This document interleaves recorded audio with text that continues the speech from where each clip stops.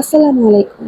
গতবার একটা আমি আমার মেশিনের মোটর নিয়ে একটা ভিডিও আপলোড করেছিলাম। তো আপুরা অনেক কমেন্ট করেছেন, অনেকে অনেক রকম প্রশ্ন করেছেন। তো ভাবলাম যে আরেকটা ভিডিও বানিয়ে নিই। যে এই যে আমার মেশিনটা দেখতে পাচ্ছেন, এটা হচ্ছে আমার ইলেকট্রিক একটা মোটর লাগানো। এটা হচ্ছে সাধারণ পায়া চালানো একটা মেশিন। সেটার মধ্যে আমি আমার একটা মোটর লাগিয়ে নিয়েছি। এটা ২ প্রকারের পাবেন, ছোট আর বড়। আমারটা হচ্ছে বড় মোটর।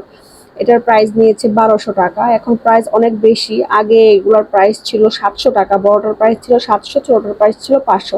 এরপরে নিয়েছি আবার কত টাকা দিয়ে, ৯০০ টাকা দিয়ে। এরপর আবার নিয়েছি ১২০০ টাকা দিয়ে।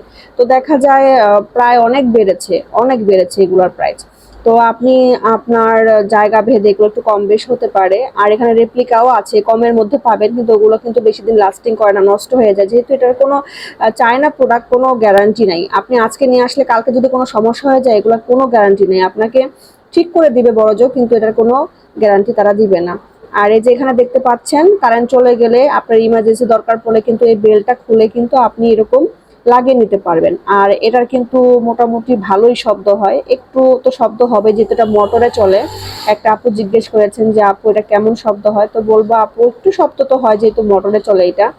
আর যেহেতু এটা কম দামি মোটর, যদি জ্যাক মেশিন ওরকম যদি বড় দামি মেশিন হয় তাহলে কিন্তু ওগুলো খুব একটা বেশি শব্দ হয় না, কিন্তু এটা একটু শব্দ হয়। তো আশা করি বুঝতে পেরেছেন। আর আসলে বিলটা কিরকম কাটে আমি নিজেও জানি না, যেহেতু এটা আলাদা করে কোনো মিটারে অ্যাডজাস্ট করা না যে আমি দেখতে পারবো। তো এটা চালানোর উপর নির্ভর করে।